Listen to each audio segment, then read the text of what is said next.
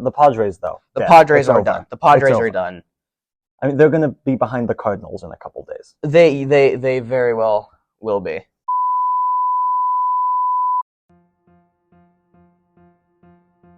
Have you ever wanted a podcast that did it all? Sports, politics, world events. Well, you have come to the right place, because you are listening to C&C Talks.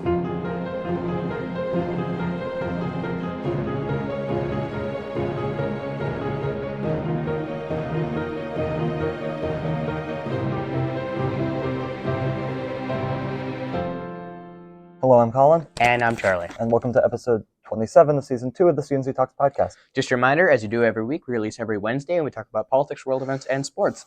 And yet, it is still currently Wednesday, August 30th, 2023, at about 1 p.m. Pacific time. We apologize for the delay. We do have some new microphones now, so we'll see how those end up as we go into our politics section for the week. Yeah. The big news, obviously, this week being the Republican debate, which was huge. 8 candidates, a lot of firing back and forth between candidates on different issues. A lot of winners and a lot of losers. Let's get into it. Yeah, let's get into it. So the 8 candidates on that stage: Ron DeSantis, Vivek Ramaswamy, Mike Pence, Nikki Haley, Chris Christie, Tim Scott, Asa Hutchinson, and Doug Burgum, the last 2 candidates, not really making any news. They're just,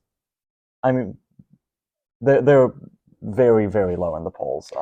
Indeed they are, and actually, speaking of the GOP field, Francis Suarez has also dropped out of the GOP race. But in your opinion, who do you think won this debate?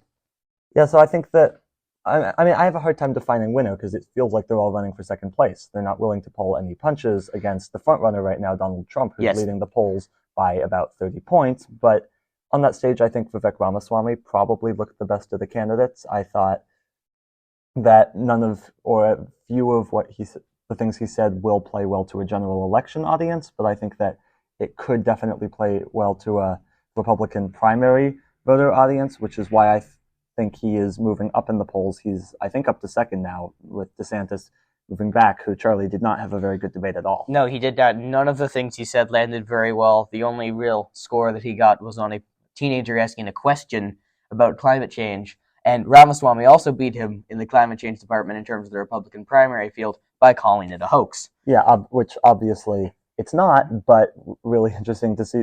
I mean, that was what was getting the loudest applause in that room, Charlie. That's what Republican voters right now seems to be their position on the whole thing. Yeah, the only last thing I wanted to say about this is I also thought it was interesting, and also probably a strategic win, that Trump did not show up. I think that is good for his campaign, considering if he had showed up, all 8 of those candidates would have just gone after him completely.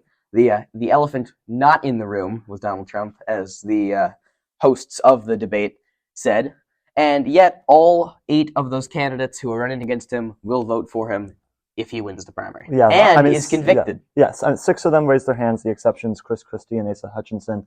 Christie did actually throw a few punches at Donald Trump. Yes, which the audience was not happy about. No, the audience was not happy about. It seems very clear where the Republican Party is right now. They are still the party of Donald Trump. That's what we thought heading into the night. It was made increasingly clear as the night went on, Charlie. Yeah, we don't have too long until the Iowa primary starts up. Yeah, I mean, they've moved it ahead. It's now going to be in January. It really looks like the party would like to get this fight over with as quickly as possible and move on to campaigning in the general election, where the winner of the primary will almost certainly face Joe Biden, the incumbent president. Certainly. Speaking of Donald Trump, he has been arrested again, this time for the Georgia incident, shall I say. Colin, I'll let you explain that a little bit more. Yeah, so we talked last week on our episode about what the indictment was. Now this time he turned himself in voluntarily again. This one's slightly different. He had to go through the whole process that normal defendants have to go through. He got booked into the Fulton County Jail. He used a bailed bondsman. He's put up $20,000 of his $200,000 bail to the bail bondsman. But yeah, he had to get a mugshot. He hadn't had to go through that before. They allowed him to self-report his height and weight. Charlie, he reported himself at 6'3", 215 pounds. What do you think about that? Yeah, I think he mispronounced when he said 2. Yeah, and the 6'3" part. And 6'3". For context, Lamar Jackson is roughly 6'3", and if you want to look at pictures of them standing next to each other, they don't necessarily look like the same person. No, I do believe that if Trump is indeed 215, which I doubt, that would put them at similar weights as well, I believe. Yeah. So he's been booked in jail, obviously put up the bond to get released, as well as all of the other defendants. They voluntarily surrendered. Rudy Giuliani, Mark Meadows, Jeff Clark, Sidney Powell, John Eastman, et cetera, et cetera, et cetera. So almost all of them were able to put up their bonds. So the free Trump's trial has been set for, I believe, January, while his D.C. trial, Charlie, that's been set for March. So looking like these things, they're coming up quick. Oh, yeah, most certainly. And he may indeed be convicted of those before we really know how the general election may shape out, which, of course, may not be good for a nice, calm, normal election season. No, it's definitely not, given that one of the candidates could be running from a prison cell. And considering last time he lost, he tried to coup the government. Yeah. Now, we know that Trump, he's unhappy. He wanted to postpone these trials till after the election. Which is not something that you would think that an innocent man would want to do. If he thought he was innocent, he would probably want to get this over with as quickly as possible. That's not what he's doing here. No, and that is very telling. Yeah. All right. Let's move on. Bad news out of the House of Representatives, where the majority leader of the House, number 2 Republican, Steve Scalise, he's been diagnosed with blood cancer, Charlie. This is obviously very bad news. Yeah, most certainly. It's never good when any political figure has any kind of illness or disease, particularly cancer, particularly blood cancer. And we wish the people surrounding him... I don't really know what to say, honestly. Yeah, I don't know. I've run out of ideas to say. Scalise has had a rough time, and he was shot at the practice for the congressional baseball game back a few years ago. Made a full recovery from that, obviously, hoping that he makes a full recovery from this. Yes. Move on to some international news out of Russia, where, according to Russian state media, Prigozhin, the leader of the Wagner Group, is dead. Charlie, want to explain more? Yes, a plane that we believe was carrying Prigozhin and was a couple other Wagner commanders was shot down, or possibly shot down. It collapsed or crashed, with a wing missing, which so probably shot down, which means the Russians actually got one of their missiles to work. Yeah, I mean that's the first time in a while. That's the first time in a while. This is huge, obviously, political news. Wagner obviously is now going to have to find a new leader, if it still exists at this point, even. Yeah, and I mean we discussed this back in just a couple months ago when Prigozhin tried to pull off a coup inside Russia after only being, I guess, employed by Putin, sort of. Yes, and it was interesting because it seemed like they had a deal, but it was kind of weird because then they were moving to Belarus. And I think this is now the final ending of the fallout of that coup attempted coup from a few months ago. I mean, he started it and it was looking pretty good, and then it seemed to just be called off because it seems like the Belarus president, Lukashenko, was maybe managed to broker a deal. It would seem, at least to me, Charlie, pretty stupid of Prigozhin to take this deal, given that I don't know how he thought that he was going to be safe from Putin. I mean, you could not convince me that Putin would not want him dead. And while we don't necessarily know that that is what happened, that seems to be the likely outcome here. Yes, it does. And as we speak, there's currently a hurricane dealing quite a bit of damage in Florida right now. Colin, can we get a little bit more on exactly what's going on with that?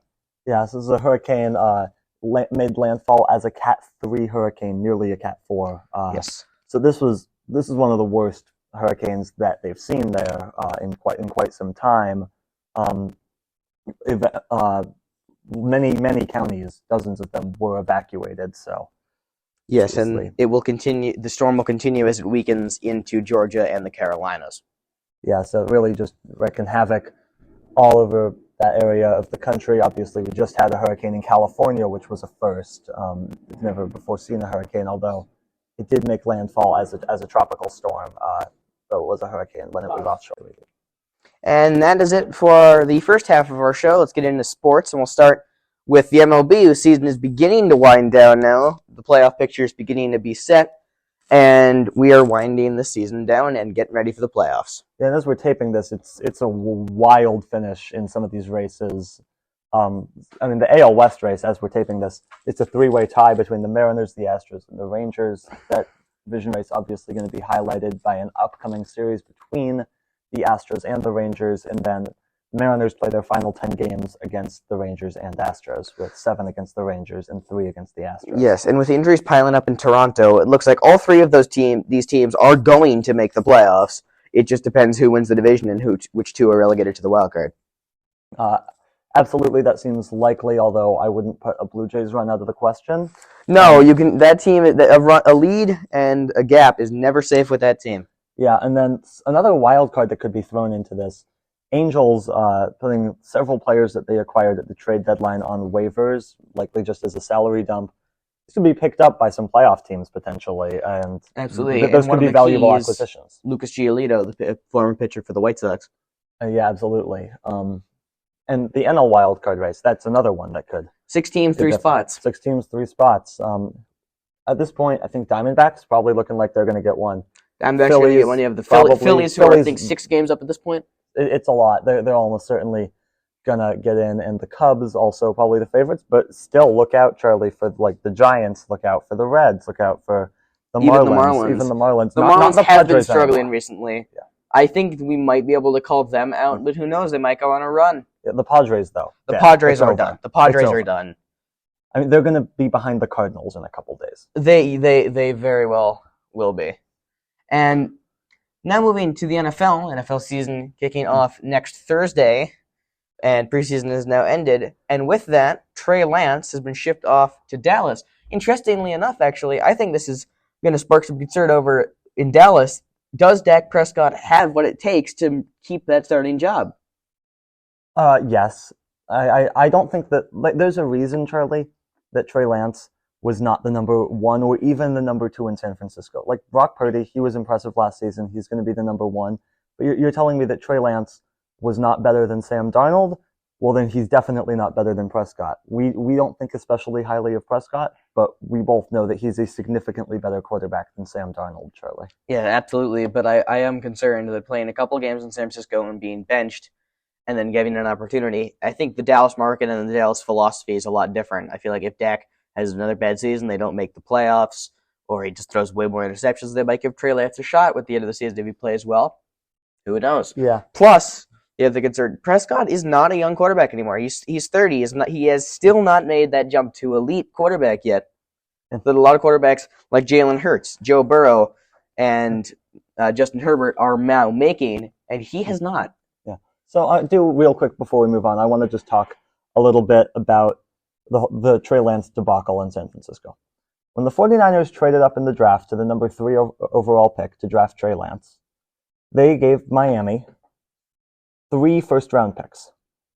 Miami was managed to flip those picks for Jalen Waddle, Tyreek Hill, and Bradley Chubb. The 49ers, they went and got Trey Lance. And you want to know what they ended up getting for him when they traded him? 4th-round pick. A 4th-round pick. And, 2 starts? I think so. You know who else was around for a quarterback, though? Oh, Dak Prescott. Yeah. I mean, but this is a disaster for the 49ers. Oh, absolutely. What are they doing? We've seen them in contention the last few years. What if they hadn't traded these first-round picks? What if they had just went with Garoppolo until Purdy showed up, and then, where could they be now? They have 3 first-round picks that they could have used on pretty good players. We can't speculate because we don't know where those picks would be at this point. But I do think this did set their team back. However, I think if they had used those 3 first-round picks, I believe they acquired him in 2019? Lance? It was the 2020 draft. 2020 draft. In that draft class, they could have easily not gotten their picks right. They might have gotten a bunch of players that they needed and then not figured it out somewhere else. Yeah. We can't tell, but I do believe that those 3 first-round picks that they did not have supremely set them back and will continue to set them back for the next decade at least. Yeah, and real quick before we go, college football now starting. We'll have obviously a lot more on that in the coming weeks. But Charlie, let's make our Power 5 conference predictions. And let's start with the Pac-12, which I feel like... The Pac-4. Well, It's still Next the year. 12 for one Still year. 12 for another Despite year. it collapsing, it's a pretty deep conference right now, especially at the quarterback position. Who For do you now. have here? This is tough, and I might be biased. You're going to go Huskies. I'm going to go Huskies. I'm going to go USC, even though we've seen disappointment there. I do like the Huskies, too. Like a lot of teams here, real quick, Big 12 for you. I feel like, for me, it's Texas. Yeah, I agree. I don't really think anyone can stop them. Hey, how about the ACC? I'm taking Florida State. You're going to go them, Clemson, somewhere else. I'm going to go Clemson. All right, and finally, SEC and Big Ten. Who you got? I'm going to go Alabama. I don't want to say it. I'm going to go Alabama in the SEC. And I'll go back to Michigan. I've been really impressed with them. Don't think Ohio State's quite as good as they were a couple of years ago. Give me Alabama and Ohio State. You're taking Ohio State? Yes. Okay. I know it's a short episode this week, but that's going to do it. Subscribe to C&C Talks podcast because we have episodes every Wednesday available wherever you listen to podcasts. And our website, cctalks.net, has everything you need to know about the show. You can call us with questions, 360-389-2630. Again, that's 360-389-2630. And follow us on, I don't know what we're calling the platform now, Charlie. X, I think. X, okay, at C&C Talks Podcast. For our producer, Morris, our production designer, Zack, and our proof editor, Drake, I'm Colin. And I'm Charlie. See you next week.